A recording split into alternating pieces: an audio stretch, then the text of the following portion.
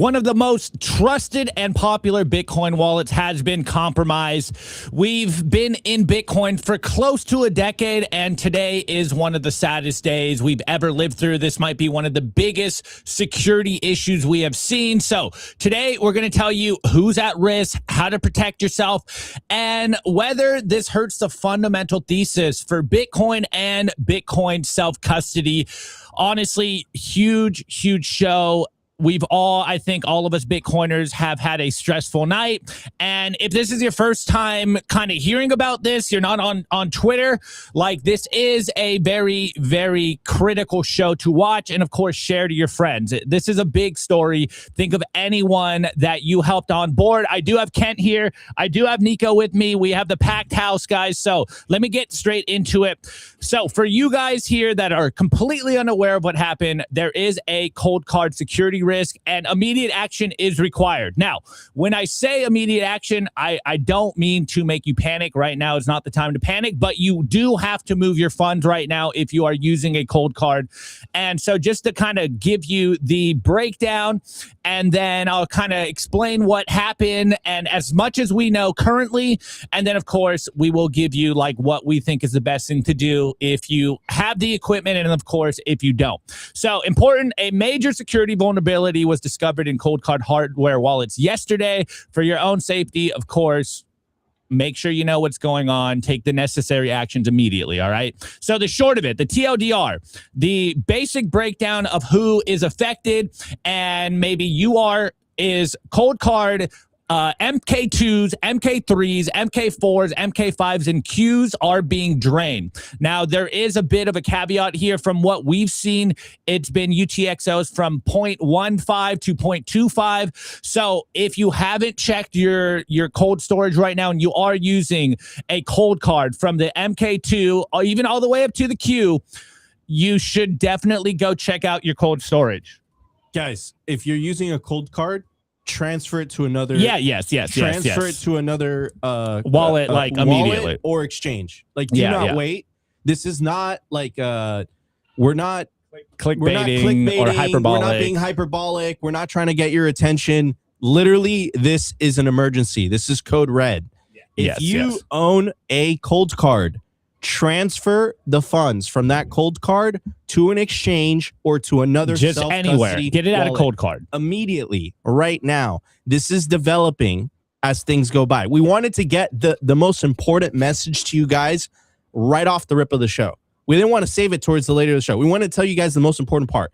If you own a cold card right now, transfer your funds to another hardware wallet manufacturer where you have a cold storage solution, or transfer to an exchange. Do not wait. Time is not your friend in this particular situation. This is what, as Opti said, in the long time that Opti and I have been in Bitcoin, this has been one of the biggest events that we have lived through. Cold card was the flagship cold storage device for most Bitcoiners. So I can't overstate how big of a deal this is. This is a huge shock to the self-custody movement as a whole. It's going to come out stronger, and I'll explain to you a little bit later as to why. But again, it's a break in trust, right? A lot of people who had their life savings with cold card, whose own marketing is, sleep soundly at night technology, that trust was broken. And it's extremely unfortunate. So if you own a cold card right now, before we go into a deeper analysis throughout the show, transfer your funds immediately, whether that's to an exchange you trust or whether that's to another custody setup that is associated with another manufacturer. There's a lot of news that that's coming out right now. But personally, I can tell you what, I just would not trust my Bitcoin in self-custody with a cold card device at the moment as the news is developing. Opti. Yeah, no, 100%. And we always talk about eating on cooking here. This is what we all did last night. I'm sure most Bitcoiners, once they heard this, did the same thing. Again, see people in the chat, maybe it's delayed. What wallet? If you're using COLDCARD right now, you should get your funds off COLDCARD. Don't put it into another COLDCARD yet. I will update what CoinKite has done in response to this. But again, the short of it, there was a vulnerability found in the MK2, MK3, MK4, MK5, and the Q where a bug lets attackers find your seed phrase without any action on your part. Only wallets generated using the dice roll method are presumably safe, but again, take it off COLDCARD right now, assuming you rolled at least 50 dice. If you don't know or don't remember, again, move your funds right now. I will break down for people what, at least the initial thinking was on this.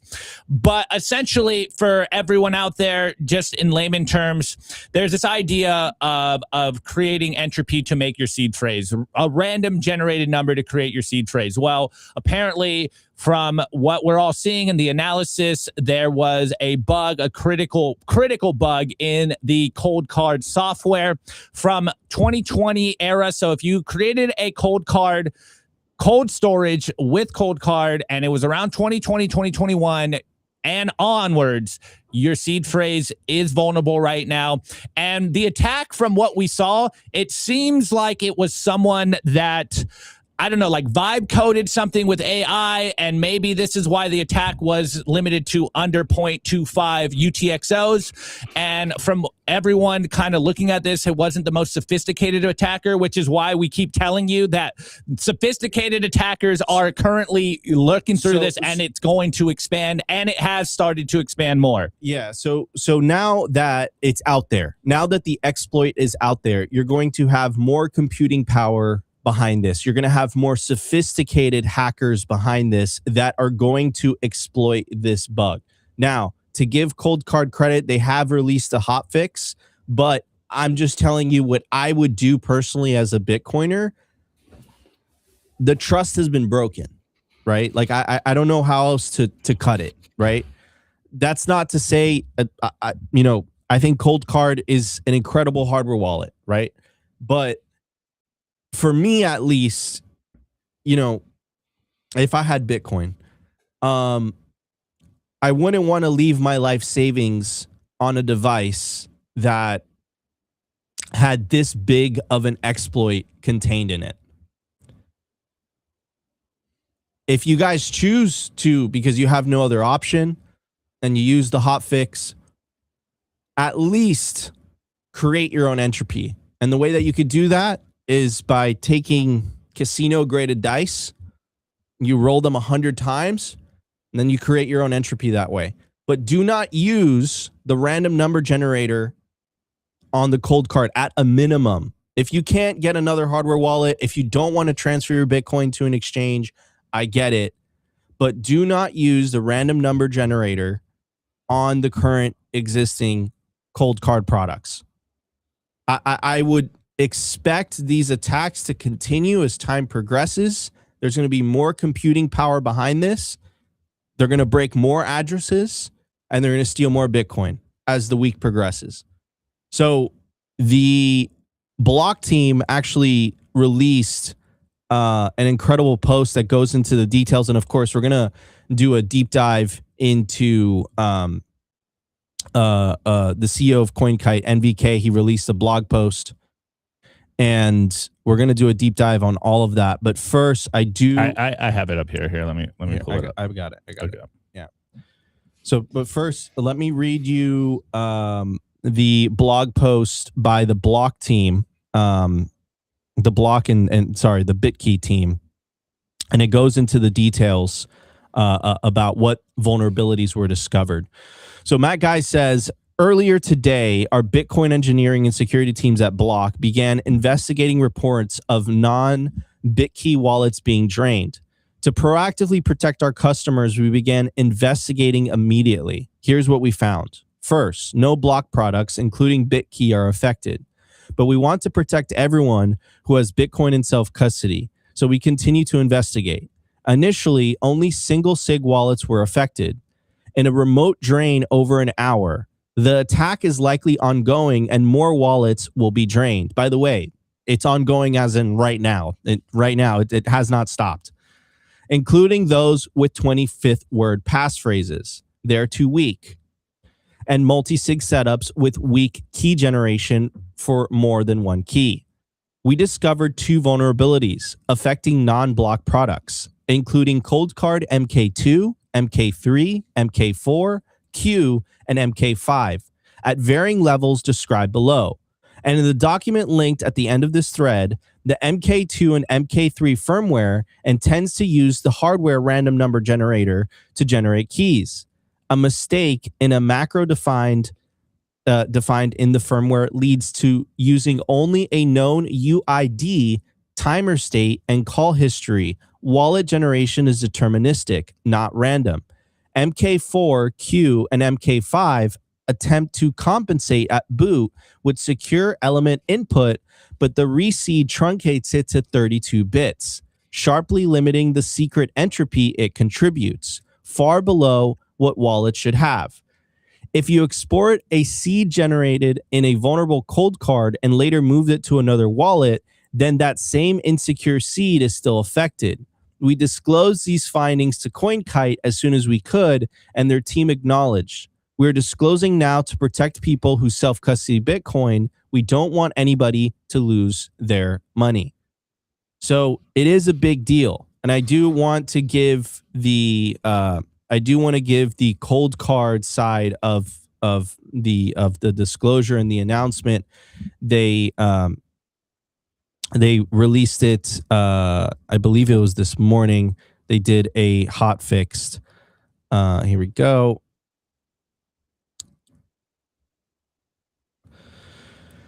Technical deep dive into the entropy issue, security advisory details. What you should do if your seed was generated on a MK3 running firmware 4.01 through 4.19 without at least 50 independent private dice rolls, update the MK3 to firmware version 4.20 or later before generating a replacement seed. Generate a completely new seed on the updated MK3. Report and verify the new backup, wallet fingerprint, and receive address. Send a small transaction before moving the remaining funds. Keep the old backup until the migration is complete and configured. If your seed was generated on affected MK4, MK5, or Q firmware without at least 50 independent private dice rolls, upgrade to the fixed firmware for the release track you use before generating a new seed. Now, I do want to be fair and neutral here when reporting on this. My personal recommendation is until the dust settles, I would not trust a cold card device, specifically if you generated the seed from the random number generator. If you generated the seed from rolling your own dice, which the vast majority of people have not, I would not trust that seed. I would consider that seed compromised, and it's just a matter of time before an attacker exploits that. So this is a very big show. This is a very big deal. This is a very big breaking piece of news. Now, before we continue and we start to pull up some of the community's feedback, some of the community's comments, we do have Kent, the co-founder and CEO of SAS Mining. Kent, what are your thoughts on this, man? Big breaking news. All of us were awake to the dead of night last night, moving some things around, making sure everything is hatched up. What are your thoughts, Kent? I'm gutted, man. Just before this, we had our monthly town hall, and typically it's an update. It's client only town hall. And we talk about, what we're doing to improve the experience for our clients, how our data centers are performing, and just general update. And I just led the call the exact same way that you did here, which is basically, if you've got a cold card and it's not part of a multi-sig arrangement, move your funds immediately. Like, just drop off this call and go, because it's just a matter of time before your funds are gone. And, I think I was gutted last night, got a cruddy night's sleep. I think most Bitcoiners that were aware of this had that same experience. And then I went for a run this morning. If you guys don't know, I live in the Peruvian Amazon and went for a run out in nature just to kind of clear my head a little bit. And I just, the longer I ran, the more pissed off I got.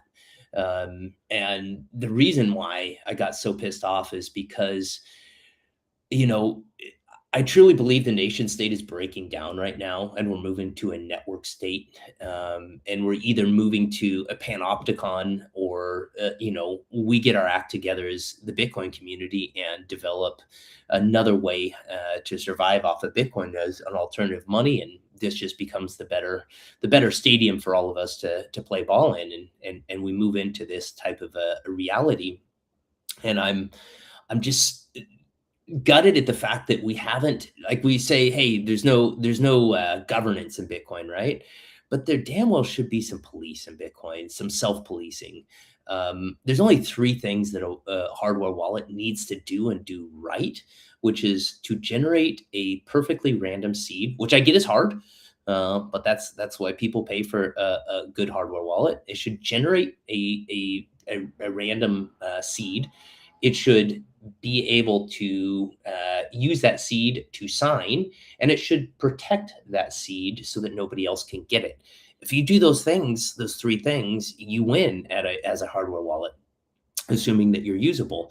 And that one of those 3 things failed here with COLDCARD, which was an industry favorite, myself included. I recommended to many people because I truly thought it was safe. The fact that they did not have enough entropy, you know, is ridiculous. And so in my mind, I think that we as a community need to figure out some way to create some sort of self-policing here. Like, why did it take a hacker draining all of the community's funds for us to wake up to the fact that the entropy wasn't there? Like, that's crazy to me. Like, I thought it was an open source product that anybody could see. So anyway, it just seems like we need some sort of police to help at the software level, at the business level, to create better visibility into the self-interested nature of our business dealings. Because if we can't make it a better ecosystem here off of Bitcoin, then where are we going? Like, it starts to question hope, and I'm not there. Question hope. Bitcoin was not at all impacted by this. This was just a specific hardware failure. But the problem is that a lot of people are going to take that specific hardware failure and blow it into something bigger, and that will impact Bitcoin. And that's the tragedy in my mind. So Yeah, the tragedy of all the time that people put into earning the Bitcoin and then storing it on this device, that's lost life. Right. And we 100%. shouldn't mince words about that. That's shitty. I'm sorry to curse. I hope I don't get a YouTube strike for you guys by saying that, but that's absolute rubbish. And then 2, the blowback on the entire community, where everybody will say, oh no, now it's not safe. And it is perfectly safe to store your own Bitcoin and have self-custody. You just have to do it on a device that does those 3 things right. And we need to get better self-policing to be able to point out when a device isn't. That nobody in our community noticed this. Yeah. I'm astounded. Genuinely. Yeah. This was there apparently for like 5 years. Yeah. That's a very good point. And just, you know, just going back on the core competency of what a hardware wallet should do, right? So a hardware wallet should store your seed phrase, and under no circumstances should that seed phrase be able to get exposed to your computer or easily predicted, or the internet or anything like that. But it's store your seed phrase, sign the transaction on the hardware wallet itself, right? And then communicate that data back to your computer, of course, or your phone. And then, you know, that transacts it, that broadcasts it to the Bitcoin network. That's number 1. Number 2, what Kent was saying, which is the random number generation, right? And again, 99% of people, when you buy a hardware wallet, you know, and I think it's only Seed Signer and COLDCARD that offer this feature, but most hardware wallets create the seed for you. So you are trusting that the random number generation that they're using is truly random, right? So that's a really, really big deal, right? And then the third part a hardware wallet should do again, as if there is, any type of person who, has physical access to the device. They're not just able to, log into it, so to speak. Right. So I would say those are the three things that a hardware wallet should do. The basics, right? Sign transactions in a secure element, truly randomly generate your seed phrase, and then have some type of physical protection, even though that just really truly buys you time more than gives you total security. But to add to the tragedy aspect of this, guys, this is one of the most pivotal moments in Bitcoin's history, because this is a huge hit to the self-custody movement. There's no other way to frame this, right? Because for many, many years, including us at Simply, we were sponsored by COLDCARD at one point, right? So many people have recommended the COLDCARD device because of its reputation. Because of its reputation for Bitcoin, because it was Bitcoin only, because it added all these features, and that's a huge hit. And we'll go through some of the stories on X in terms of people losing their funds, and it's absolutely tragic. But I want you guys to remember the mission and why we're here. Bitcoin only succeeds if individuals are actively taking Bitcoin into self-custody. And this is a short-term hit on the self-custody movement, but in the long term, I believe it will make self-custody easier to use and more secure. Unfortunately, we've had to learn through pain, which has happened so many times throughout Bitcoin's history, by the way, and it's just made Bitcoin stronger, Bitcoin businesses stronger, et cetera, et cetera. Here's Tony from wait. Before we get there, or I don't know what this is about, Nico. But I think before we get the responses, maybe we re-clarify, who's at risk and then what we should do. And then we can come back and kind of hit some of the stories. So, all right, guys. So just to be completely clear here, if you are running COLDCARD or you have a COLDCARD hardware wallet from the MK2 to the MK3, MK4, MK5, and even the Q, you are at risk for losing your Bitcoin currently. So you definitely need to sit down either currently, pull out your cold storage, you need to move your funds right now. Now, I know COLDCARD said update your firmware, but I think as of now, what we would probably recommend and what we're doing is until the dust settles, do not reuse a COLDCARD. So again, if you use the single signature seed generation natively from the COLDCARD, you are at risk. If you use a native seed generation from the COLDCARD, MK to Q, and you have a password, you may be buying yourself some time, but you are at risk right now.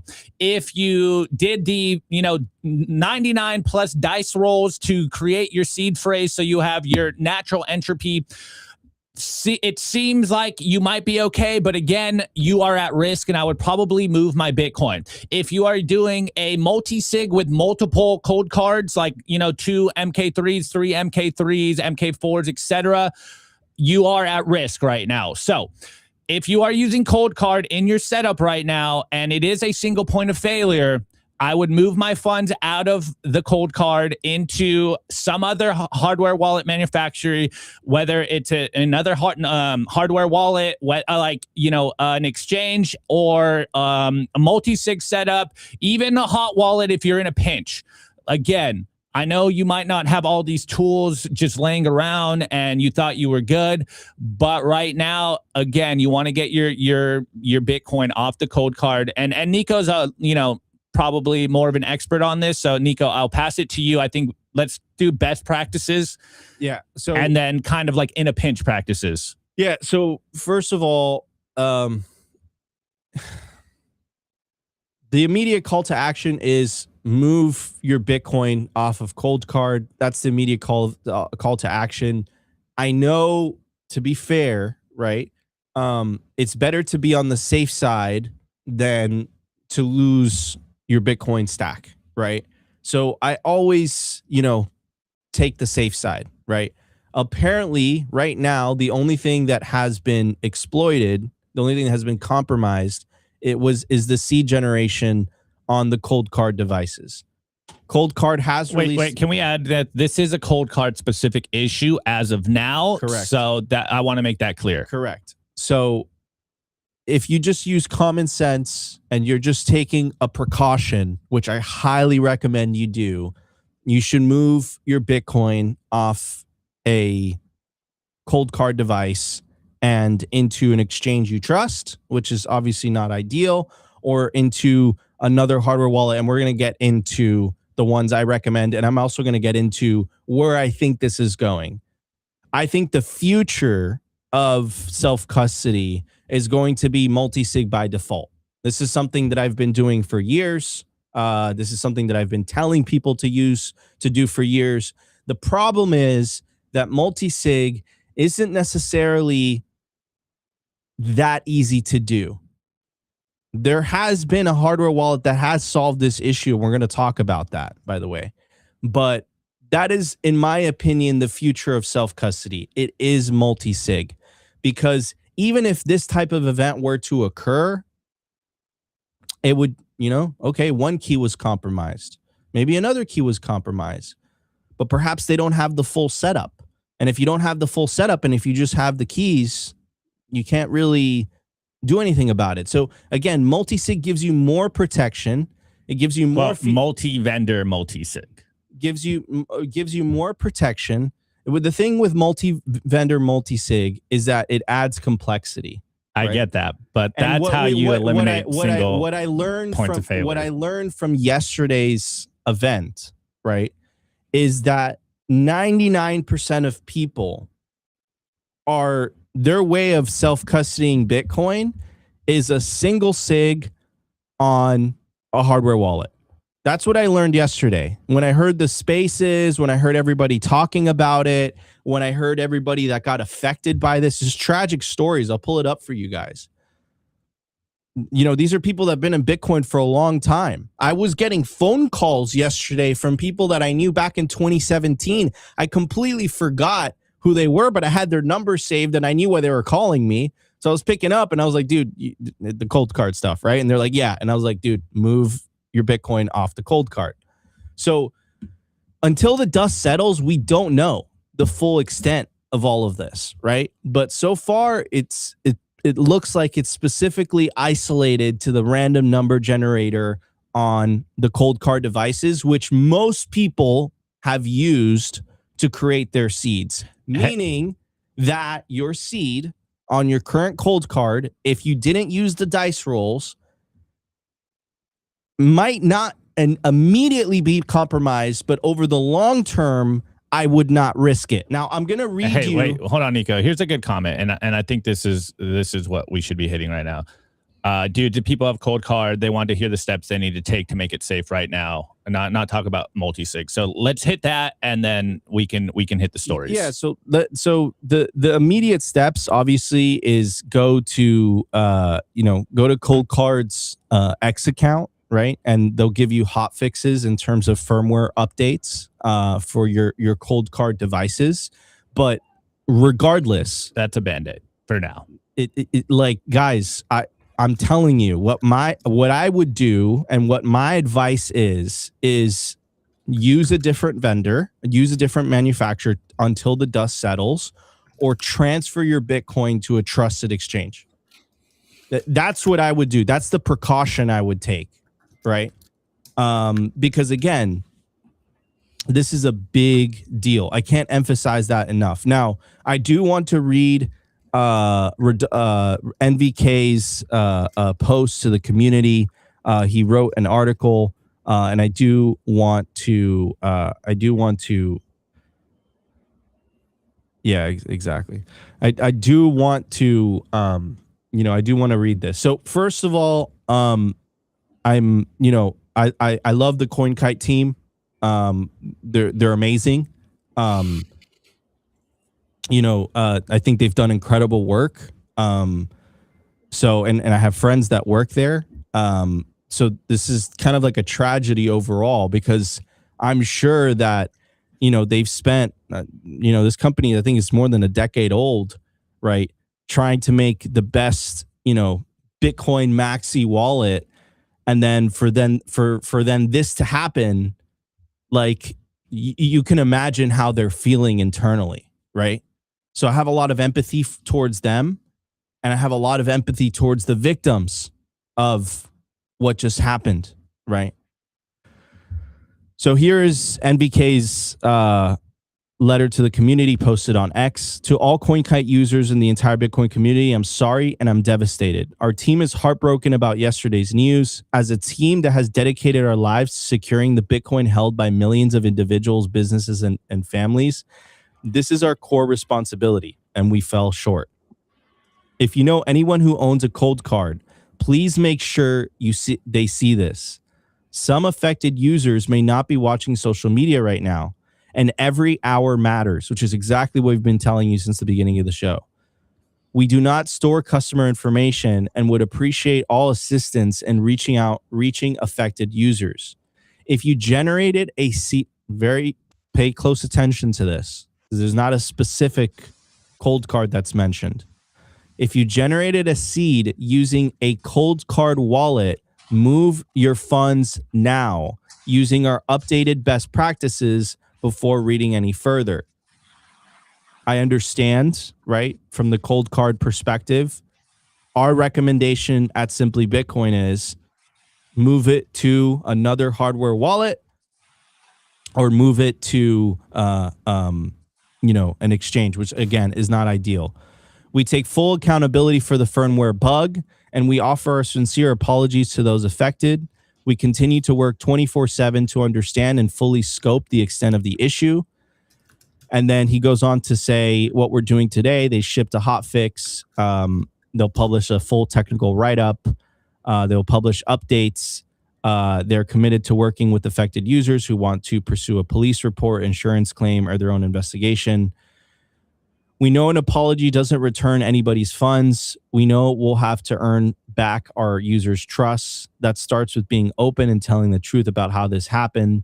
To every other developer, we believe this is a sober reality of the new AI paradigm. AI-assisted code review can now find latent bugs at a speed that is outpacing even the industry's most seasoned experts. If your firmware is open source or has ever been public, assume it's already being read by attackers and defenders alike. We started CoinKite because we believed in Bitcoin and people's right to hold their own keys. We're committed to doing everything going forward in the best interest of the Bitcoin project, the industry, and our users. Now let's take a look at some of the responses, and I'll put some of the cases here, because again, guys, like, this is the core competency of this company, right? This is like when an exchange gets hacked, or let's say you buy Bitcoin on an exchange and then, the exchange wants it back, even though you paid the Bitcoin. Like, that's the core competency of the exchange. The exchange is, okay, I send money to the exchange and then you give me, the Bitcoin in return, right? That's the core competency, right? The core competency of this company was building a hardware wallet for you to use so you can sleep soundly at night. And that trust has been broken. And honestly, I don't know if that trust can be rebuilt. So I'm going to read some of the comments. My life savings are gone after 8 years of steady saving, doing all the right stuff. I have a family and I had future plans based on this. Do I only get a sorry? What are you going to do for me? Predator says your brand is dead. You won't sell many devices going forward. I can guarantee that. I'm not going to, this is just mean. But let me read you some of the stories. So Hodonaut says, if you lost your coins, don't lose hope. Don't do anything stupid. Fun story, disclaimer, not actually fun, but poignant. Came in from a lovely evening with friends, and I hadn't seen in some time to a message, check your Bitcoin. Sure enough, lost most of my stack. Wife came in and found me with my head in my hands on saying, we lost it all. She grabbed me and said, look at your children, look at me. We haven't lost anything. We'll figure it out. She was, of course, right. We'll be fine. I don't know what we're going to do, but we'll do it together. Someone goes on to say, we're still very early. Glad you have a third left. Time to start thinking. We may still be early, but I am not.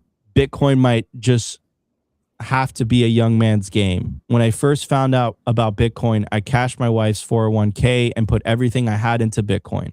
I've been stacking ever since. Most of that is gone now. Okay. Here's Grubels. Grubels was one of the first people that discovered the issue. The initial post, as soon as I saw this post, I knew something was off. And it was from Kevin Loeck. And he initially posted 23 hours ago. So almost exactly 24 hours ago. He said, I'm hearing a potential issue with some cold card wallets being drained. I will not FUD, but would like to get at least reports of trusted people. Can my followers who own cold cards generated the seed phrase on the cold card and use it as a single sig, check their balance and report? Grubels, which again is, a pretty well-known person in the community, he was affected by this himself. So are all issues cold card related? Somehow Grubels says the commonality seems to be cold card. Yes, I unfortunately don't have a lot of time to spend on this due to serious health issues with family and myself. So this is layered on top of that. I hope the thief realizes they've stolen from cancer patients. He goes on to say, if the thief has a conscience, they can return my family's 2.476 Bitcoin to this address. Guy Swan continues to say, it says, this is the worst hit in Bitcoin's history to the most knowledgeable and properly secured Bitcoiners. This isn't an exchange getting hacked because of hit keys. This is thousands of individuals having their personal private keys recreated out from underneath them. This one hurts different. And I completely agree. Nothing like this has ever impacted the Bitcoin community. We all took pride in taking Bitcoin into self-custody. And a lot of us trusted, again, the random number generators on these devices to create the seed words. Put cold card aside, I think the lesson to take from here is do not trust a random number generator on the device. That's at least step one. Step two, and I tweeted this out yesterday, and the tweet did pretty good. I even forgot what the tweet was. Sorry, guys. I have a bit of a flu. But I said multi-sig should be the default at this point if you store a significant amount of Bitcoin. And I think this is the thing that caught me the most off guard off of yesterday's announcement, everybody, was most people were using a single sig holding their life savings. And I was talking to my team this morning while we were prepping the show, and I was like, guys, if you use a little bit of common sense, like think about that for a second. You're essentially creating a single point of failure, right? Like this is why multi-sig is so powerful. It's so important. You can lose a key, one key can be compromised, and your wallet's still okay, right? So there's multiple points of failure. It actually works to your advantage, right? So I think what's going to come out of this is that more and more people are going to use multi-sig solutions. Now, before I get into that, because we're going to get into the different multi-sig solutions that you can use, I do want to read a post from Tony from the Bitcoin Way. By the way, if you guys have any concerns about your personal setup, and you guys are just like, Nico, what you're saying, I understand it, but it's too technical, I don't understand, reach out to the Bitcoin Way team today, and they will walk you through this. They will walk you through how to sufficiently set up a proper self-custodial Bitcoin wallet setup. So go to bitcoinway.com. Tony says a hardware wallet implementation failed. Self-custody did not. I agree. Block's investigation has identified a serious random number generation flaw affecting older cold card devices and has raised unresolved questions about the random number generator design used in newer models, including the MK4, MK5, and Q. The confirmed vulnerable path currently concerns older MK2 and MK3 firmware.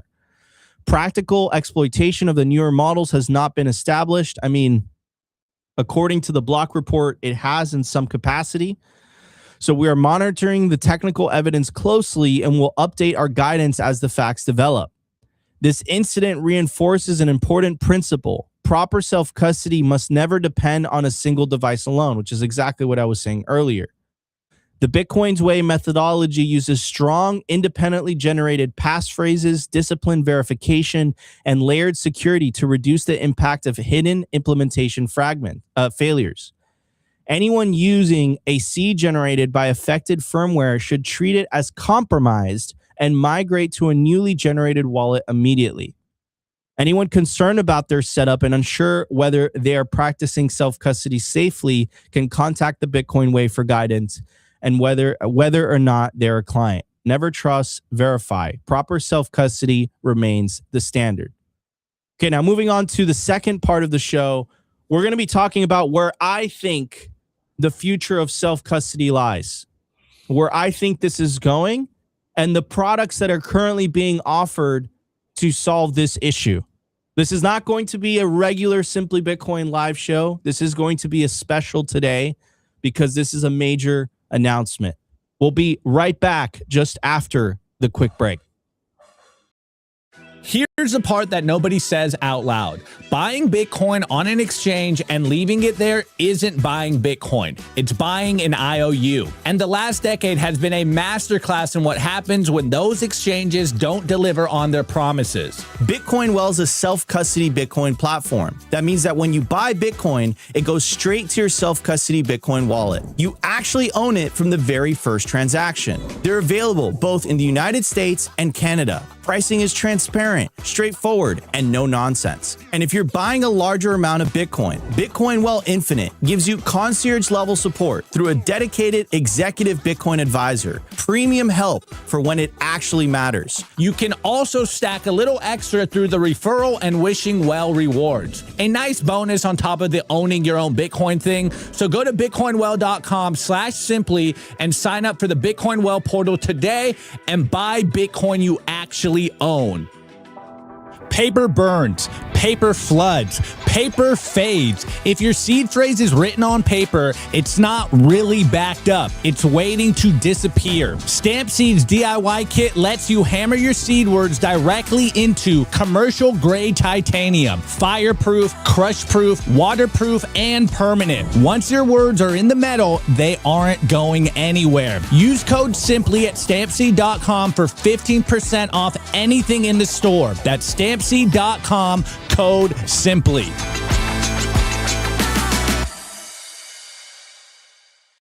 All right, guys. Hey, this might be bad form right now, but if you are in a pinch and you don't have an extra hardware wallet or you don't even have a downloaded mobile, wallet on your phone and you don't want to send your Bitcoin to an exchange, go to wallet.rumble.com, download their wallet. It is non-custodial. It doesn't have the cold card issue. And of course, if you use the promo code Simply10, they're going to give you $10 right now just to keep yourself safe. All right. On that note, let's Oops, wrong one. Sorry, guys. Let's get back to this conversation. So maybe so, let me roll with it. Yeah. Okay. So where do I think the future of self-custody is heading and going? Right. So if the flagship Bitcoin Maxi wallet, there was an exploitation and it was hacked and a lot of people were affected by it. Guys, I don't know if I've been saying this publicly for years, but at least I've been saying this to my wife and my wife who's over there right just now in the studio, and at least Opti, is the importance of multi-sig. Multi-sig is incredibly important. And the way that you should think about multi-sig is, have you ever gone to a bank and opened a safety deposit box? So what happens is the bank has one key and you have one key. And the only way that you can open that box is if you have the two keys, and then that allows you to open the box. And what it does is it doesn't create a single point of failure. That's the most important part, right?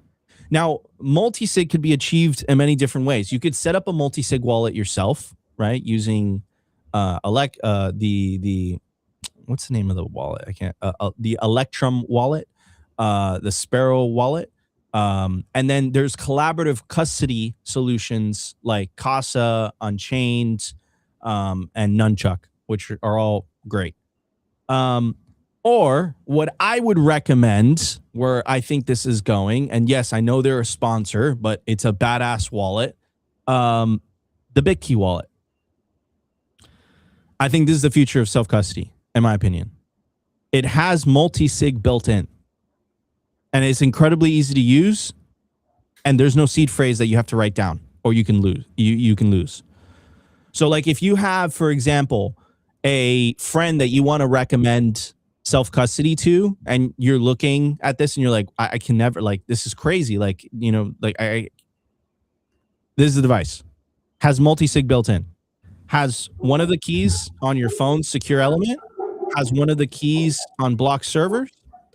And it has one of the keys on the device itself. And it needs two of the three keys.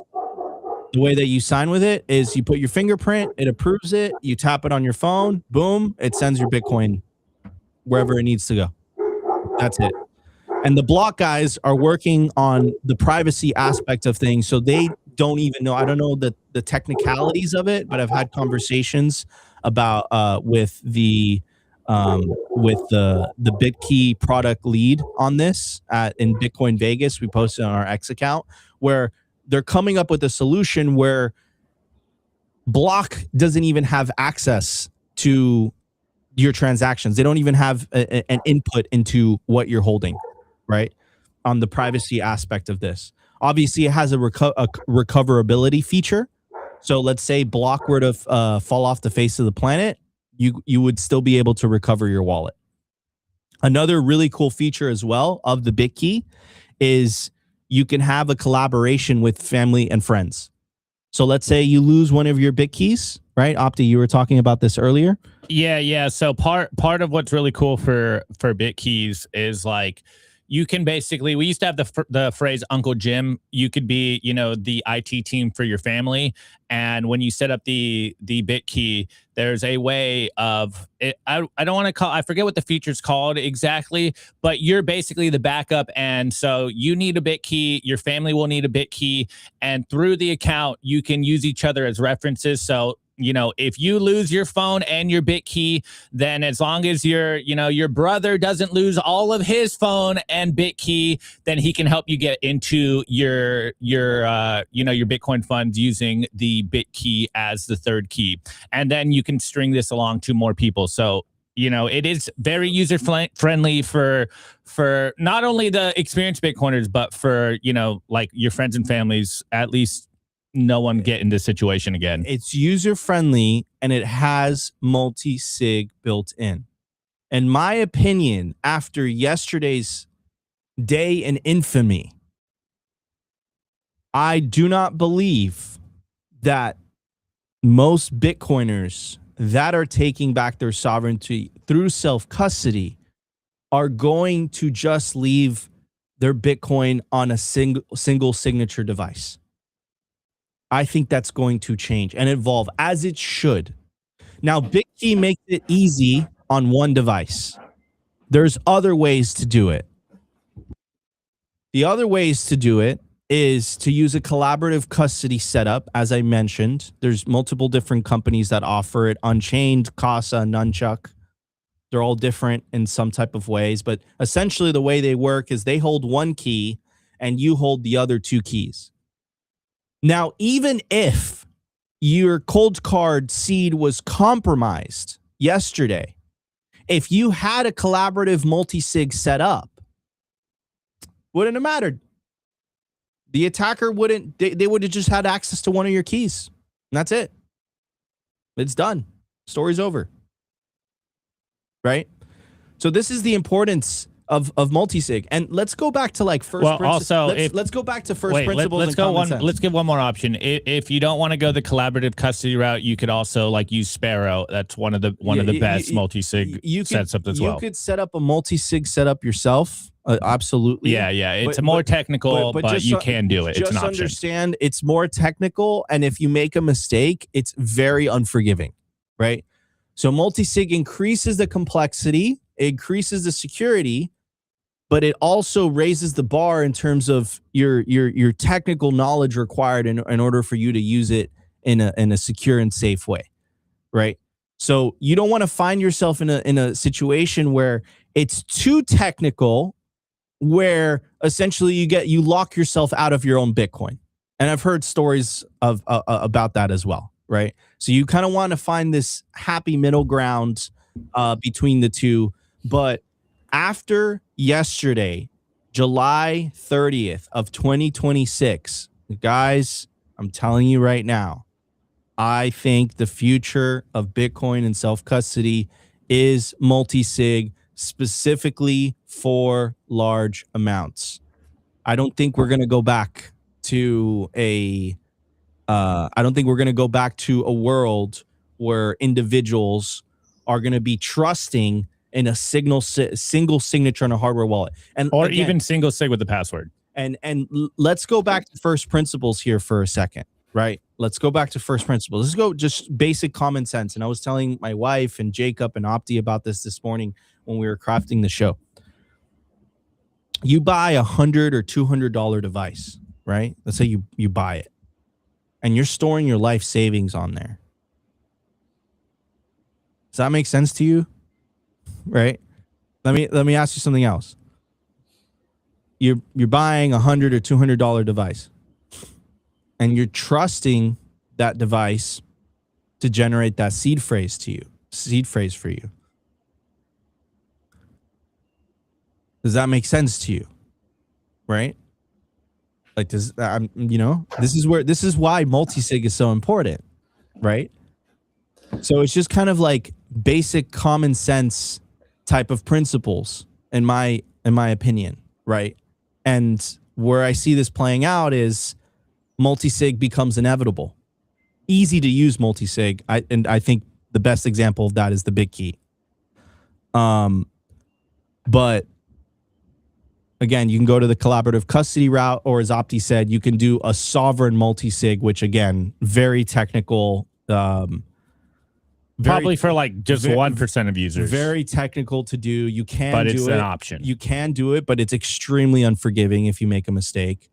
But anyways, hey, wait, Nico. I'm gonna shut up now. I want to get Kent's thoughts on all of this. Me too. And also, I do want to kind of talk about. I saw someone in the chat, and he's like one of the Bitcoin haters, but I do want to talk about just like self-custody in general here. But before I do that, let's do that in the culture. Okay, we'll do that. What that means. Okay, Kent. Sorry, Nico's ranting. What's your thoughts on all this? Well, change is going to come out of this, right? There's without a doubt, when you deal with this much pain as a community, there's going to be a shift in the narrative and how we look at things going forward. So I want to go back to one thing that was said here and just be very clear about this. You upgrading firmware on your cold card does not fix that your seed has been, your current seed has been compromised, right? You need to move. Hasn't been compromised. Yeah. Well, no. If you upgrade the firmware, it doesn't change the original seed. So yeah. No, that's what what I was saying. You said has been compromised, or basically hasn't been compromised. But Kent, let me ask you something. Like, just again, first principles here, right? Yeah. Like, especially after what happened last night. Would you still trust a cold card at the moment? No. I mean, that's what I'm saying. It's like the firmware upgrade, regardless of its being in existence right now, is not the strategy. The strategy is move your Bitcoin, get it somewhere else. Whether that's an exchange, whether that's a hot wallet. I've seen, Blue Wallet mentioned. You guys have just mentioned Rumble Wallet. There's a bunch of different wallets, but just get it off of your cold card. So I just wanted to mention that first. Second, I think that Bitcoin is a 0 to 1 innovation. it's multiple 0-to-1 innovations. Actually, I think of the decentralized ledger as one, and then the decentralized money printer is the other. But at the end of the day, because it is something brand new, it is forcing us to do different things. And part of that is we've never had a form of property that's intangible, but a bearer asset, meaning we're learning as we go here. Like for a lot of people, there were a lot of folks that said, yeah, a single SIG self-storage device, that's good enough, up to $100,000-$200,000, kind of a loose amount that I'd heard thrown around before you should upgrade to multi-sig. I don't know if you'd agree with those numbers, Opti and Nico, but that was kind of loose numbers that I'd heard. Sort of made sense in my head. But at the end of the day, we've never done this before as a community. We're figuring this out as we go. But I actually think that the right thing is we need to land on a new narrative going forward. Fully agree with that. If people first need to be safe, right? So take care of yourself first before listening to this next part. But I actually think the solution is collaborative custody. Now, before you guys push back, let me just break this down for a sec. I think multi-sig is a form of collaborative custody, but I think that most people are social animals. They need help from friends, family, the people that are closest in your life that you have trust with. And I think that figuring out some way to collaborate like BitKey has with friends, family to custody your Bitcoin is going to be the winning solution going forward. Now, whether that's institutional collaborative custody with the Unchained Capitals, the Bitcoin Waves of the world, or whether that's collaborative custody with friends and family, I think that it's collaborative custody that we got to go to. Just doing it yourself is, it's good for the mountain men, like small percentage of us that can handle that. But I don't think that that's the average Joe. And we need more average Joes to self-custody if we're going to win this fiat versus, separation of money and state opportunity that we have here with Bitcoin. Absolutely. I think you hit the nail on the head. And I'll add to that is, the awesome part about the collaborative custody setups is that you're not trading away your sovereignty from it. What you're doing is that you're essentially having a third party, a reputable third party, ensure that if you make a mistake and lose one of your keys, they can come up and say, "Oh no, don't worry, we got you. We can sign this transaction for you, so that you can migrate to a new wallet where you do have all the keys put together, right?" So that collaborative custody setup is this great middle ground, in my opinion, specifically if you hold a large amount of Bitcoin, but you don't want to give up 100% of custody.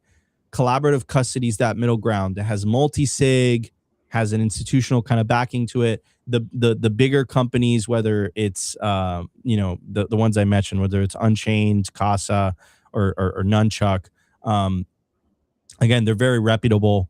They've been around for a long time. They have very good UIs and UXs, right? That makes all of what I just described, the technical parts, incredibly easy to use, right? So again, if you hold a large amount of Bitcoin, you should be using multi-sig by default. That, I think, is the lesson of yesterday, because even if one of those cold cards, even if two of them were compromised in a multi-sig solution and you had a collaborative custody solution, it buys you a significant amount of time for you to change your setup, right? But the lowest hanging fruits were the single sig wallets, right? And especially the single sig wallets without passwords. I'm assuming they're going to go after the passwords next.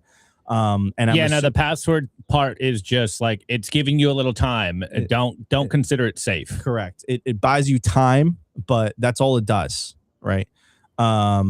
So anyhow, now we're going to be talking about what the cultural impact of this is, because there are people that are, taking a victory lap about, like, look, guys, like, I told you should have sold your Bitcoin and put it into an ETF.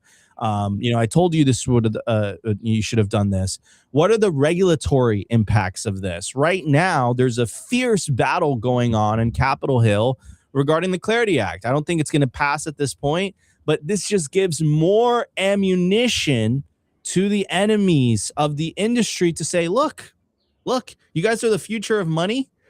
Your own hardware devices, your own hardware devices can't even protect your own users. How could you guys exist without regulations? You're just losing your own users' funds, right? You know, of course they're going to say these types of narratives, right? So we're going to be talking about the cultural impact of yesterday's news right after the break. We'll be right back in just a little bit. I want to give a shout out to our partner, Ledin. Here's something most Bitcoin holders never figure out until it's too late. You're sitting on wealth you can't touch without selling. Ledin fixes that. Bitcoin-backed loans. You keep your stack, you get cash. And they just introduced their lowest rates ever. No complexity, no fine print. The larger the loan, the lower the rate. These new rates apply to all new loans, refinances, and renewals. You'll see all the rates up front before you apply. The new, lower rates come with Ledin's gold standard protection. Your Bitcoin remains custodied and is never lent out for interest. Perfect 8-year track record of keeping clients' assets safe. Auto top-ups, LTV alerts, and partial repayments to keep you in control. Repay whenever you want with zero penalties or monthly payments. Ledin's perfect $10 billion track record through every market cycle in the last 8 years speaks for itself. Don't choose between a great rate and the safety of your Bitcoin. Get both at Ledin. If you ever thought, what happens to my Bitcoin if something happens to me? Or what happens if I lose my phone? You're not alone. For a lot of people, the biggest barrier to self-custody isn't buying Bitcoin. It's the fear of making a mistake. And that's why I like Bitkey and I recommend it to my friends and family. Bitkey is a Bitcoin wallet built for real life, not just for day one, but for everything that happens in between. Lost devices, upgrades, accidents, and long-term ownership. There's no seed phrase to write down and worry about losing, and no single point of failure that can lock you out of your Bitcoin forever. What really stands out about Bitkey is the peace of mind. Recovery is built in. Inheritance is built in. It's a complete self-custody system built by the team behind Square and Cash App, designed to make holding your own Bitcoin simpler and safer. Take self-custody of your Bitcoin today using Bitkey. Go to bitkey.world and use promo code SIMPLY for 10% off your new Bitkey. That's bitkey.world, promo code SIMPLY. I want to give a shout out to our partner, HIVE Digital Technologies. Fueled by clean energy across 3 continents, HIVE runs dual engines, Bitcoin mining and AI compute. Their AI platform is ranked #1 in the world for network performance, and it's doing something bigger than compute. It's accelerating human discovery, the science, the breakthroughs, pushing humanity further and faster. Listed on the NASDAQ with the ticker HIVE. Catch the latest buzz at HIVE Digital Tech on X or hivedigitaltech.com.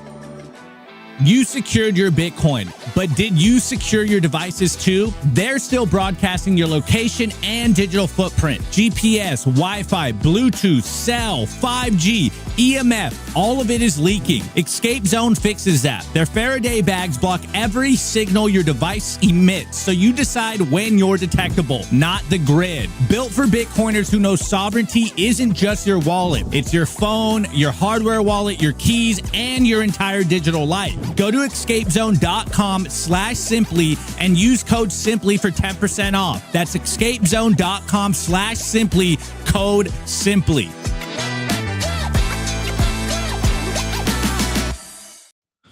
All right, guys. So I want to talk about 2 things. First, every single time, and Bitcoin is different in this sense, right?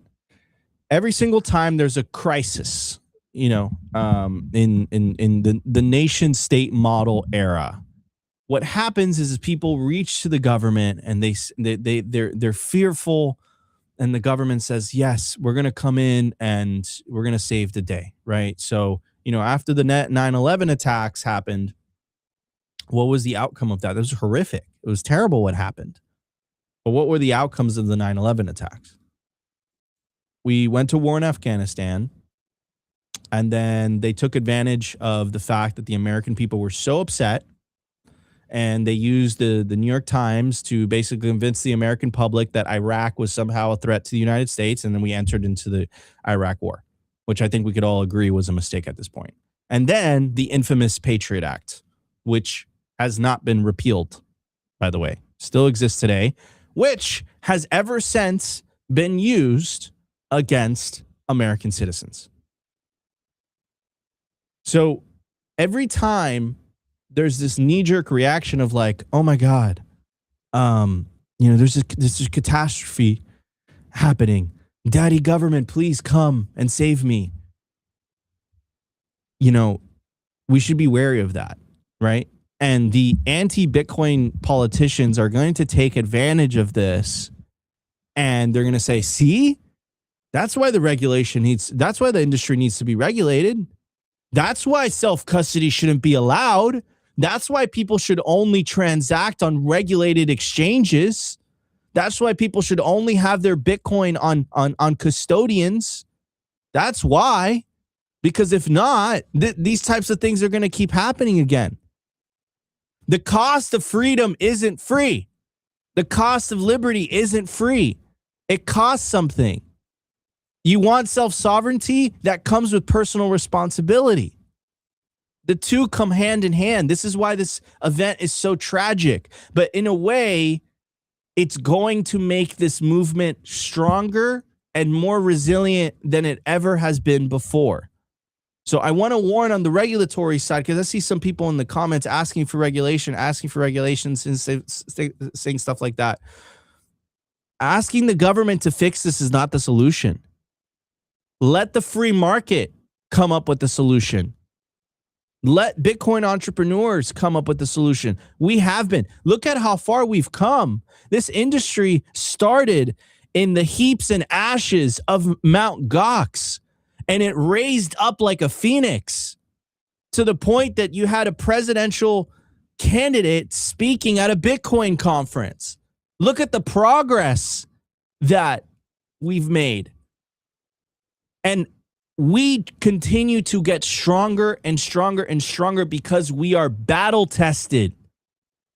Every hack that happens, every exchange that gets blown up, every piece of drama that happens, it hardens the Bitcoiners and it hardens the Bitcoin protocol. As Max Kaiser has always said, Bitcoin is meant to be attacked. When the Chinese Communist Party banned Bitcoin mining within their borders and 50% of the hash rate dropped, the hash rate recovered in 9 months and decentralized in the process without any single authority figure telling miners to plug their miners back in. It was just the incentives of the Bitcoin protocol.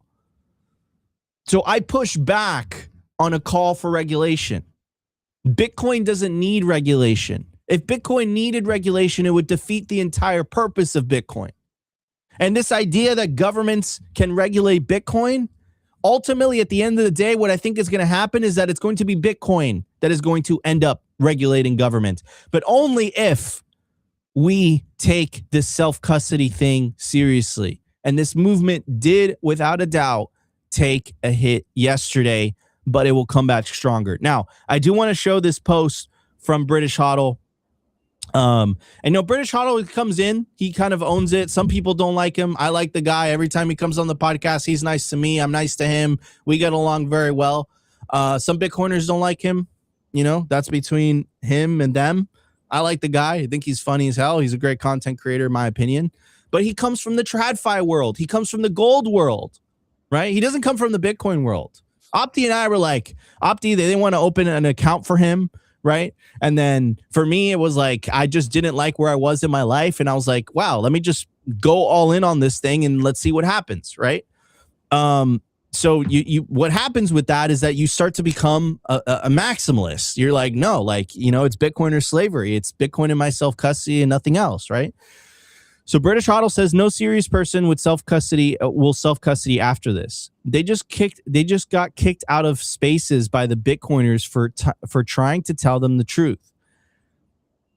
Or British HODL just got kicked out of spaces. I have always said, assign a percentage to the probability that the United States and the US dollar will collapse in the next 10 months. Maintain a self-custody of that amount. Hillbilly Bitcoin is cooked, and the amount of Bitcoiner arrogance I'm hearing on spaces trying to tell normal people that followed all the Bitcoiner rules that you should just roll your dice. And this is the tragedy of it. This is a tragedy of it. All right. This is a tragedy of it. And this is why BitKey is so awesome. It's so easy to use. You don't have to roll dice, multi-sig built in, fingerprint, tap it with your phone. It's human friendly.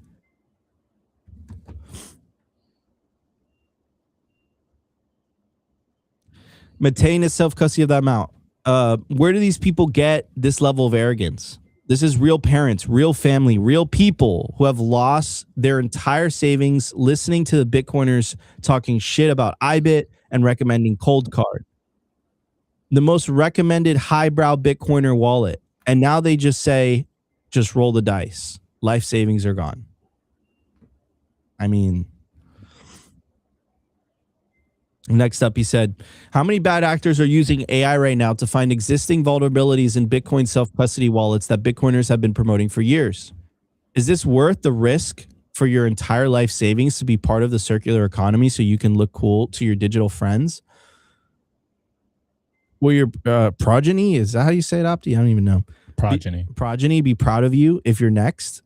Here's how I spread my custody risk with Bitcoin. Assign a probability to America and the US dollar collapsing in the next decade. Put that amount in self-custody with multi-sig with something like Casa. Put half the remaining amount into IBIT custody, Coinbase custody, and half into FBTC, Fidelity custody. This absolutely spreads and diversifies your holdings by custody risk. And this has been my recommendation since January 2024 when the ETFs went live. The risk is not worth the vanity squeeze anymore if you're a serious non-tech investor with the life outside the blockchain. Please be smart. I mean, guys, I'm going to open up the conversation to you, Kent. Like, obviously, he's taking advantage of the fact that, and this, again, going back to this, you were talking about how you were going on a run this morning and you were running and you're just getting more and more frustrated. And Ben, please, Kent, please stop me if I'm putting words in your mouth. I'm assuming that frustration came from the fact that the COLDCARD was the flagship Bitcoin Maxi hardware wallet, and now that trust has been broken. Because that trust has been broken, there's going to be long-term implications because of that. Yes, it's that, and it's the fact that the more fundamental thing for me is that we're not policing ourselves as a community. Like, there's no reason that something that has been in existence for 5 years as a flaw that just got exploited now couldn't have been discovered. I personally think we don't need to look to daddy government to governance us harder. I think that we need to form a sort of self-policing entity within the Bitcoin community to go around and look and check each other out in a more sophisticated way, to look at the code, to leverage AI tools against these types of products, to be the good guys, the white hat hackers within our community. That way we can discover these 0-day exploits, help people recover them. But I think, you know, there is some of that within the hardware wallet community, but I think the Bitcoin community and those of us with a big voice need to get on the bully pulpit a little bit more about self-policing.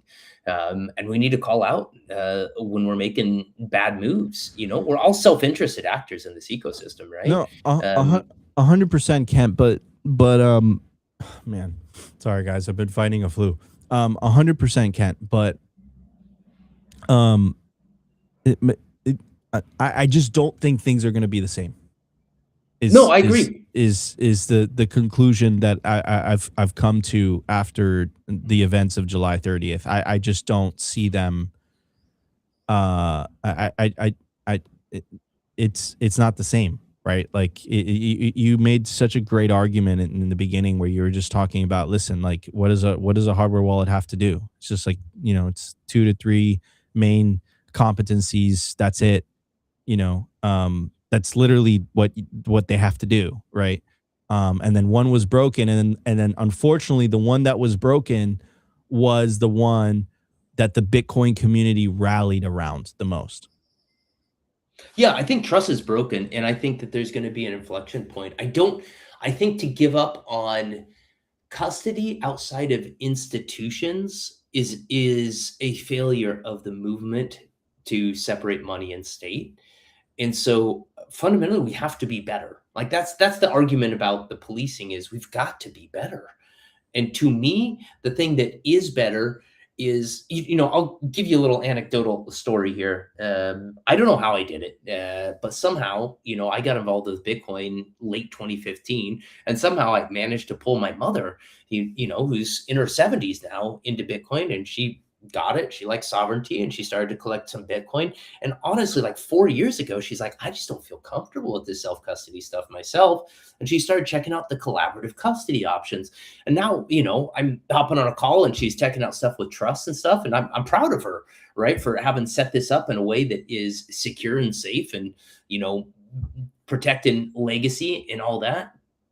And I think that we have to figure out as a community how to get more collaborative custody solutions into the marketplace. Like BitKey seems like a good opportunity. I have not used it, so I'm not going to sit here and speak well about it. But I think even the idea of multi-sig is probably too much. It just needs to be more user-friendly. Multi-sig amongst several parties, it is complicated, but you have a collaborative entity that is there, and it gets a lot easier. And I think that I think we're going to come out of here with two models that the community rallies around to continue to have custody outside of institutions. And it's either collaborative custody with friends and family. So one person slightly technical, and the other 2 or 3 or 4 people, members of the family, can help them restore if they fail on their end. And then the other solution is going to be more institutional collaboration.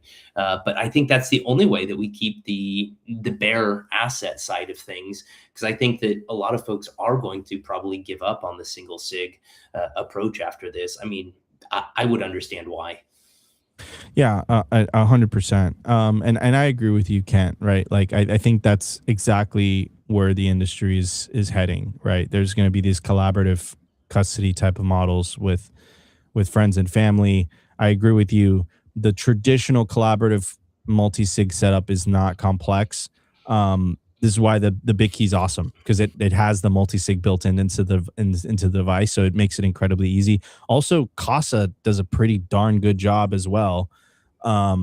So yeah, I mean, it's again, there's trade-offs here, guys. This is what you have to understand. Like, there's trade-offs. There is no perfect solution to the custody problem, and I think humans are creatures of convenience, I would say. Right. So yesterday, what that just showed me is that most people, right, they purchased a device, they trusted it. They said, this is the most secure Bitcoin hardware wallet device there is. And they went with the default option without looking deeper into it. And most people fall into that camp because, as British Hodl said, they just don't have the time. They just don't have the time to go into it. It's like Nico, what the hell does a random number generator even mean? What does entropy even mean? What do you talk secure element? What are you saying, bro? I just want to keep my Bitcoin in self-custody. What are you talking about? Like, I don't care about any of this. Like, I don't want to leave my Bitcoin on exchanges. I don't want to buy BlackRock. I just want to be able to, buy a device and be able to put my seed phrase on it. Like, why is that so complicated? Right. And this is why the events of yesterday are tragic in my opinion. Right. So I do think the self-custody movement is going to take a short-term hit, as I was saying, but I think long-term it's going to become more secure and more convenient to use than ever before. And if you don't believe me, Bitcoin and the Bitcoin community as a whole has been in much worse positions than today. Mandrick, I was listening to him on Spaces yesterday, and Mandrick's an OG, man. This guy he makes the baklava. He was cleaning toilets for Bitcoin back in like 2010. So he was getting tens of Bitcoin for like cleaning toilet. Total OG. And he was like, man, this gave me PTSD, because I remember when I was working at, was it blockchain.com or blockchain.info? Blockchain.com. Blockchain.com. We had a similar problem with our wallets. They didn't have enough entropy, and people's wallets were just getting drained. And it's just like, and he was just like, this is tragic. And this is what I would take away from this whole situation, is that it's a tragedy. Like, I read you guys some of the stories of these people that have lost their life savings. This is horrific. It's horrific. What happened in Mt. Gox was horrific. What happened with FTX is horrific. Listen, guys, hodling is not easy. As much as it like, if you look at it, you're just like, oh, you're saying I just have to hold Bitcoin for an extended period of time and I'm going to win. And it's like, yeah, but it's not easy psychologically, spiritually, now in the physical sense, right? You have to constantly be in tune, figuring out what's going on, right? And also upgrading your setups. Guys, you think this was bad? Wait till the whole quantum stuff starts happening, right? I think this was a glimpse into what quantum could potentially be in, whatever, in 10, 20 years. Someone in the chat, COLDCARD got hacked, right? Yeah, so COLDCARD right now is vulnerable. My personal recommendation is, if you have Bitcoin on a COLDCARD, move it off the COLDCARD to an exchange or to an alternative hardware wallet until we find out more information. The COLDCARD team is a great team. I'm sure they're going to, come back and recover from this. But right now, as things are developing, as a precaution, I'll tell you what I would recommend people is, it's probably a good idea to move to Bitcoin off of COLDCARD. That's what I would say. Yeah, can I want to pop in here because obviously I'm a Bitcoiner. I'm a self-custody maxi. So I'm not going to do the like philosophical, big picture stuff. I'm just going to talk about like what I did during this moment. And I think this might, not only elaborate on my view on this, but give you a little more like what you should be doing, which as of this point, if you're still watching this, like you should already have moved your funds off COLDCARD. Anyways, last night, obviously, I forget what time it was, around 6, I think, or maybe it was a little earlier, around 2. I saw the initial post of like, hey, there might be some kind of hack going on. There was a little confusion on where it was coming from, COLDCARD or someone else. An hour or so later, people were investigating this, and it turned out like, yeah, it was a COLDCARD issue, COLDCARD specific issue. And if you had, any COLDCARD right now, you're probably not safe. And I was sitting there and I was like, at first, I'm like, okay, maybe I don't have to freak out. And then a little while later, I'm seeing this all happen. I'm like, oh, okay, damn. Like, I need to go back into my old computer. I need to check out my cold storage, see if I even have coins there left at all. And to be clear, I didn't have all, my coin in one wallet here. I just had some coin sitting on an old COLDCARD MK. And so, maybe that is some good advice for people. Don't put it all in one wallet. I know it costs a little more, but diversifying a little bit so everything's not in one wallet, it protects yourself. So, left side of the bell curve win again. And so I'm looking, and then I literally couldn't even get back into that computer, right? And then I did this setup 2019. So what's that? 7 years ago.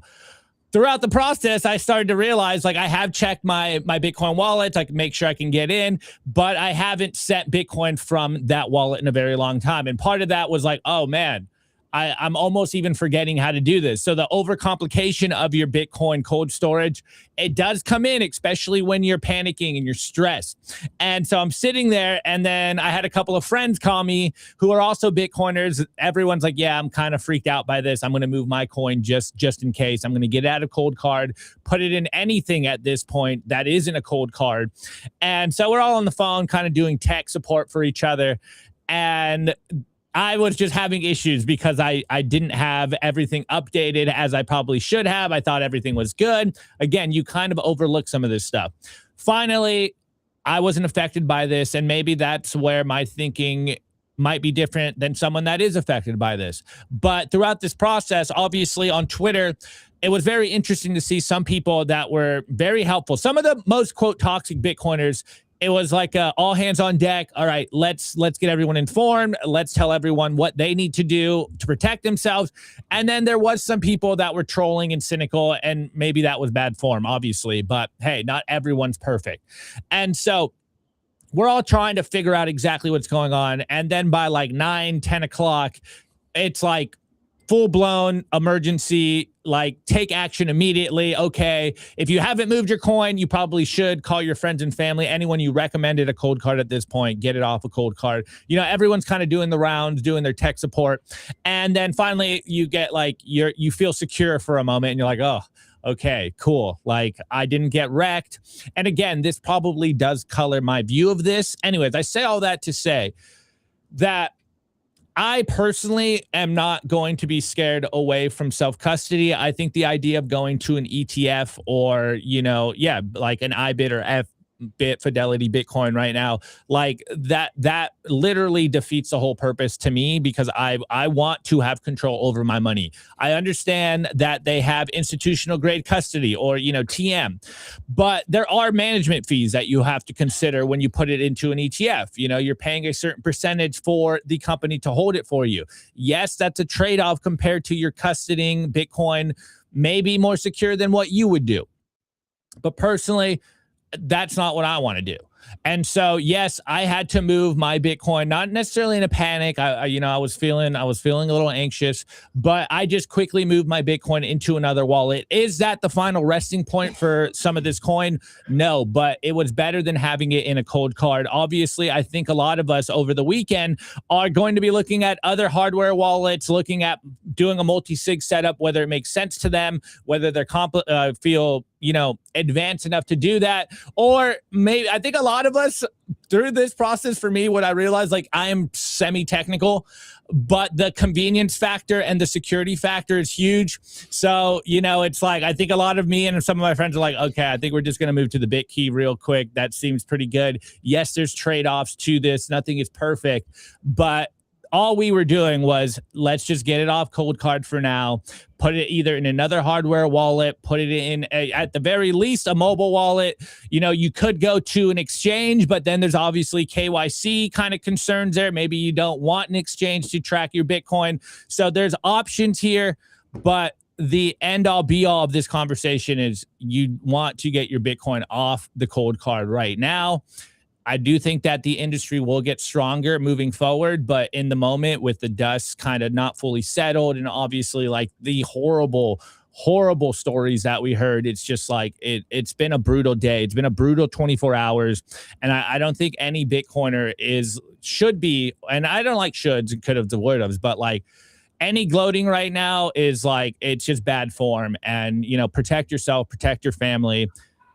Make sure you're secure for the moment. Obviously, we'll get more information. Again, this does seem to be just a cold card specific issue, but considering that AI is getting a lot better, yes, this might be something that we all have to contend with again down the line. Who knows? We really have no clue where this is going. But like Ken said earlier, you know, we are in a new frontier.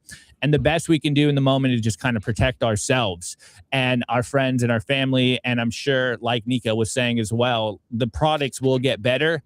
And it, you know, I don't like to do it right now because it does feel bad for him, but like it just shows that we are still early in this whole process. Yes, Bitcoin's at 60 something K. I think it jumped a little, 63, but like this is all new for everyone. And I think if we've learned something in the last year or so is, you know, the Bitcoin treasury hype cycle came, the ETF hype cycle came. We've had exchanges blow up in the past. We've learned that lesson now.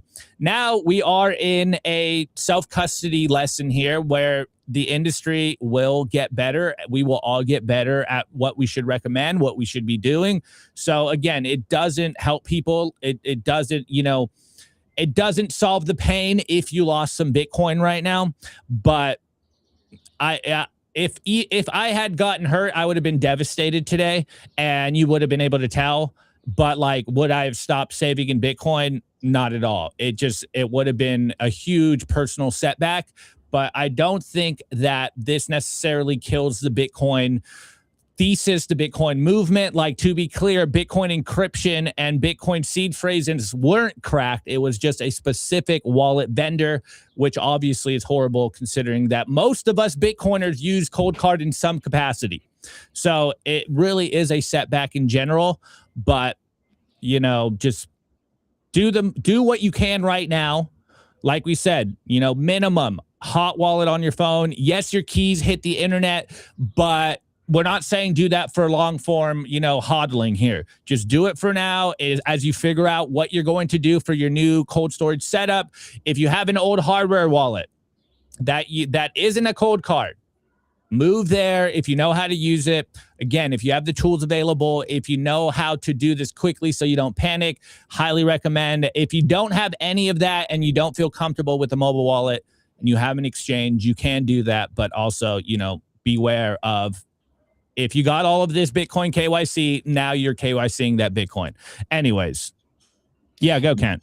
Nico, or not Nico, excuse me, Opti. I want to jump in here on just a couple of points because I think I've got a specific framework that I've used for a decade now, and thus far it's worked. I'm not saying it's going to continue to work, but the metaphor I like to use is how fast it's kind of a funny one, but like you guys have probably heard the question, like how fast do you need to be if the bear attacks the camp?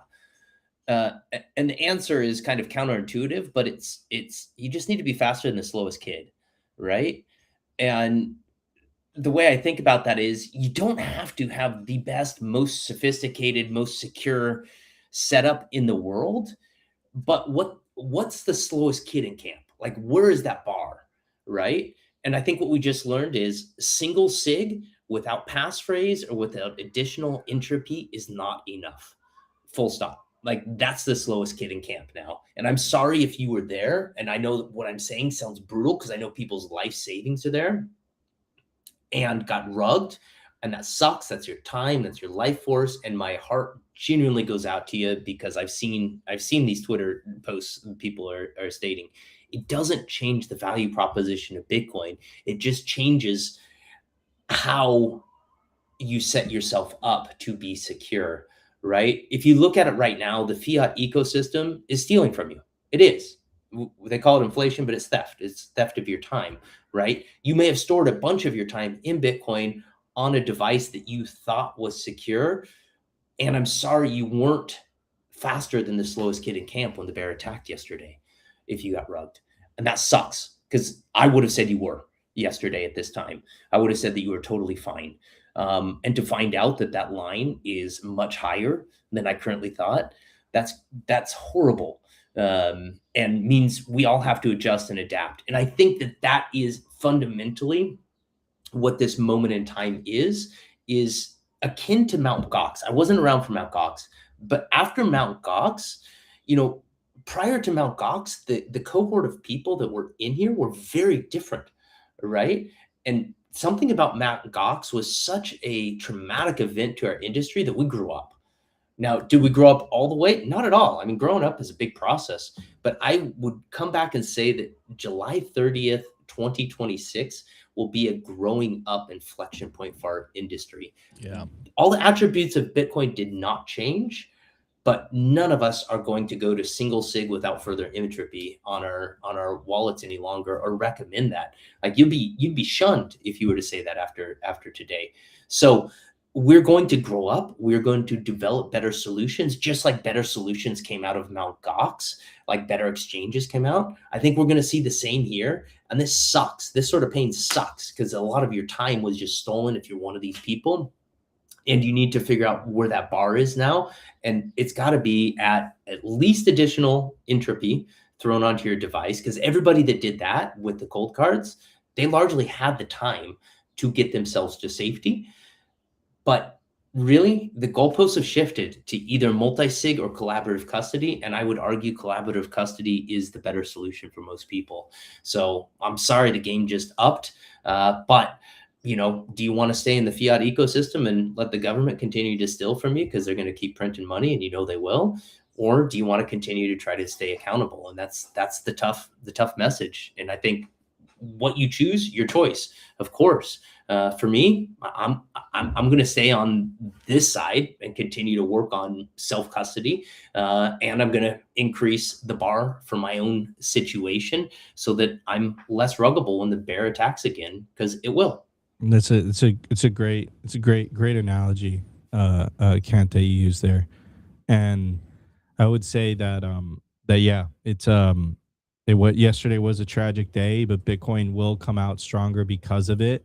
I think, this only tweet that I posted last night, it's multi-sig should be the standard now.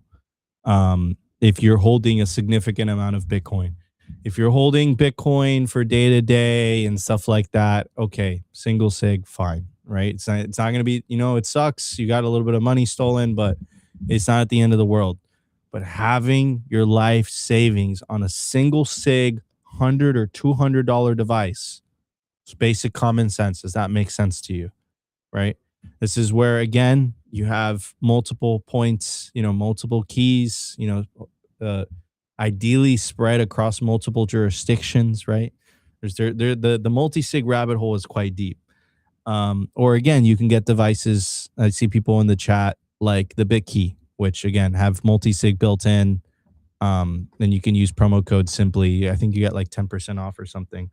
So yeah, guys, the takeaway from today's story is cold card wallets, random number generator has been compromised. My advice, again, shout outs to the CoinKite team and Cold Card team. Hardworking. Building is incredibly difficult, but as a precautionary measure, my advice to you would be to move your Bitcoin off of those devices until the dust settles. We're going to get more information as time progresses. These attacks are going to continue now that this exploit has been found. And remember, if you know somebody who has a cold card, it is your responsibility to tell them what is going on, because they might not be logged in to social media. They might not be watching YouTube videos. They might be doing what we should all be doing, which is outside, touching grass, getting some sun, right? And they might just be thinking, oh, no, it's cool. I got my Bitcoin, and in the cold card, it's fine. I was literally pretty much that. It's fine. And I'm hardcore Bitcoiner. I got nothing to worry about, right? If you know people around you that are using cold card, or you recommended it to them, right? We were in that camp. Like, we were sponsored by Cold Card for, I think it was like 4 or 5 months, right? Like, Cold Card right now, my best piece of advice is move your Bitcoin to another device until the dust settles, right? As a precautionary measure. And my second piece of advice is look into multi-sig. If you have a big portion of your life savings in Bitcoin, look into multi-sig. It's not debatable at this point. And there's so many good hardware devices or companies that make it incredibly easy, as Kent was mentioning, with collaborative custody, right? And if you want to do the tinfoil hat and set up a multi-sig wallet yourself with Sparrow, you can do that too. I personally don't recommend that to 99% of people unless you know exactly what you're doing. But anyhow, is BitKey from Switzerland? No, BitKey is from the American company Block. They make Cash App. The app called Cash App. It's the same company. It's Jack Dorsey's company. It's a great company. It's incredibly. It's a great device. I highly recommend it. The link is in the video description. Before we close out, I do want to give a shout out to Saz Mining.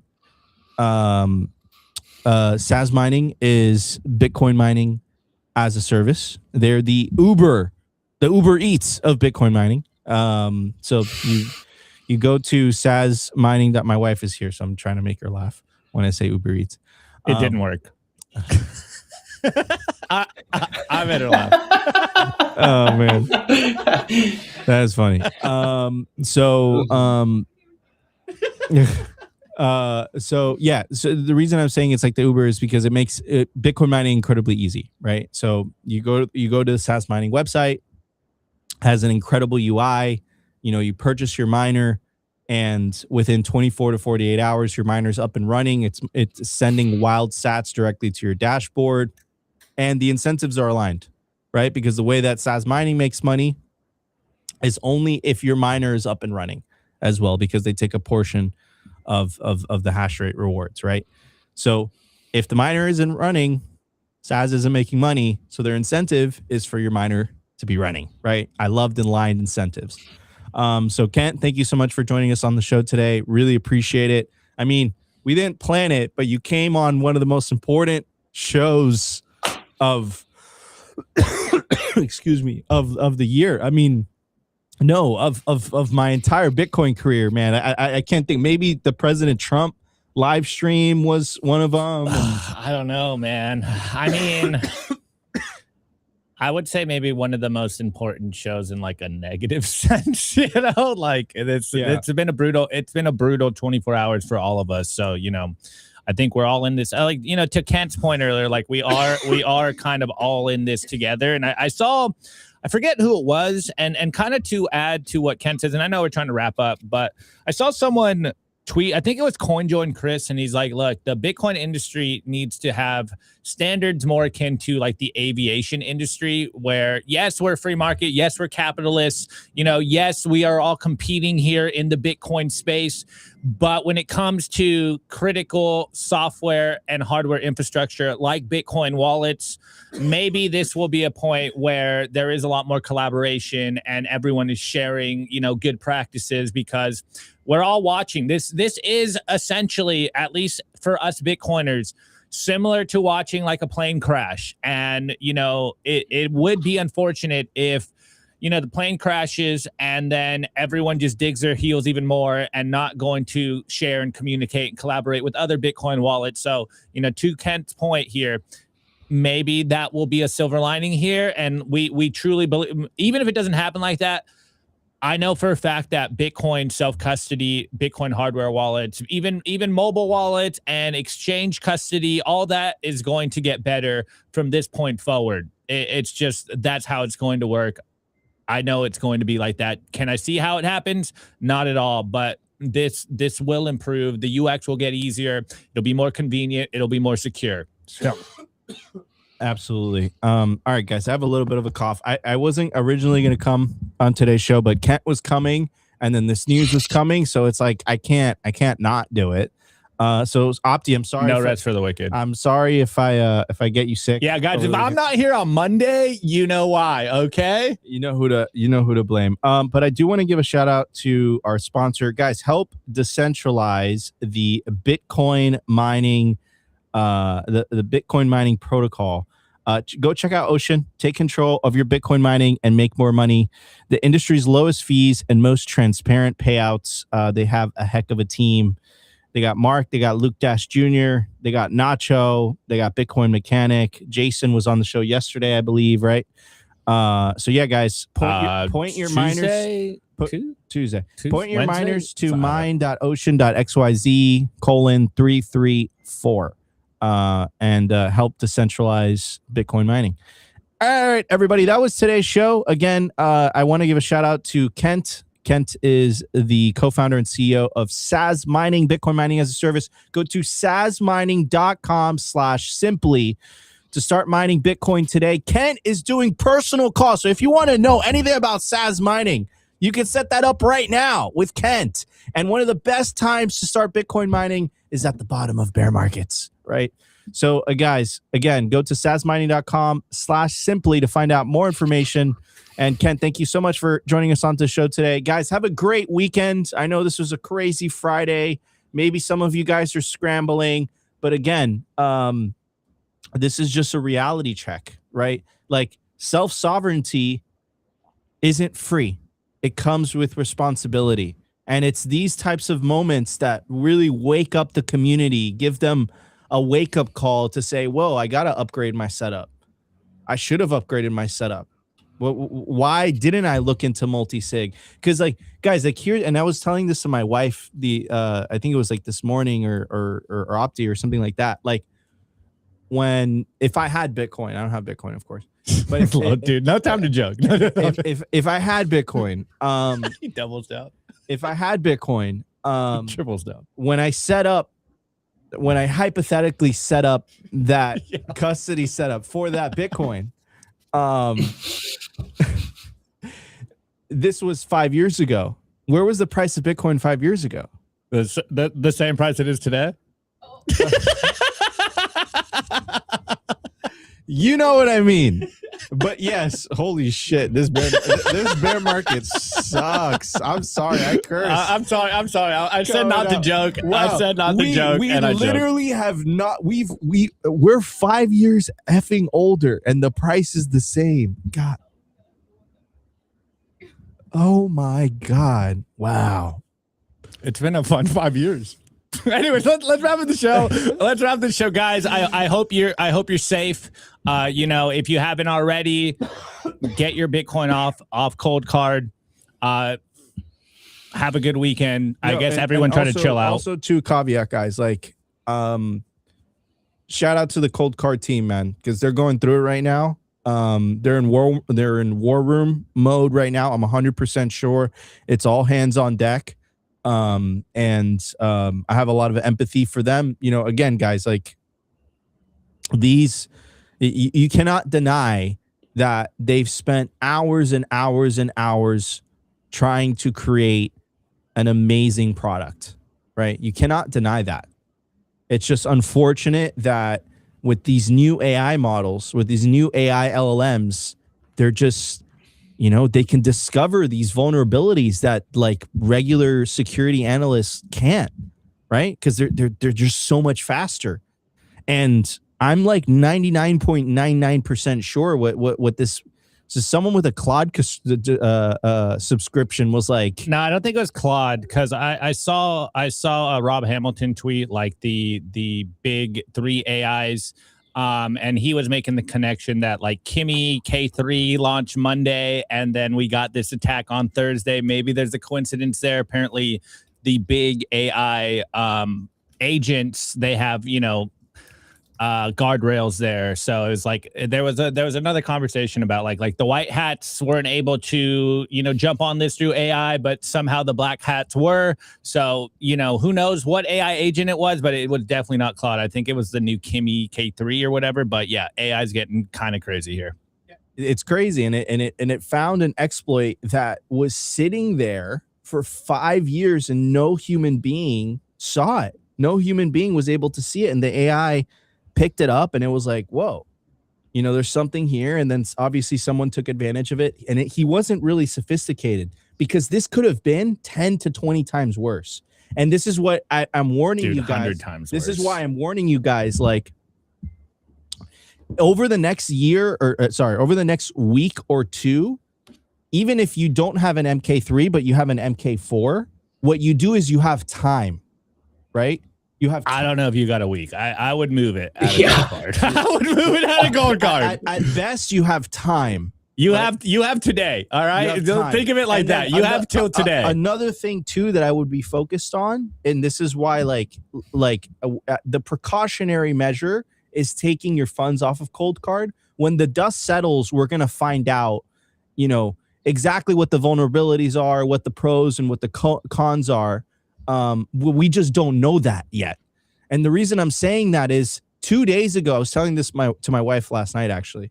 2 days ago, Cold Card was like the gold standard. Today, look at what's happening, right? So things can move extremely quickly. And when things move extremely quickly, it's important to take precautionary measures, right? So anyways, it was a great show. Kent, thank you so much for joining us, man. Really appreciate it. Like always. You always have a way of joining us on the crazy shows, on the days on the days that crazy shit happens. You're welcome. You're welcome, bro. I like to make history with you guys. What can I say? And this is, you know, the way I think about it. This is not the fun, right? And this is the depths of the bear market. This is when you should expect pain. But guess what? The pain is what helps you grow, right? So. Like this sucks, and I can't imagine that we have much more pain that we're going to have to feel to get out of this bear market. but I appreciate that we could at least suffer together here. Embrace the suck, people, because I'll tell you what, I'm not going back to fiat land.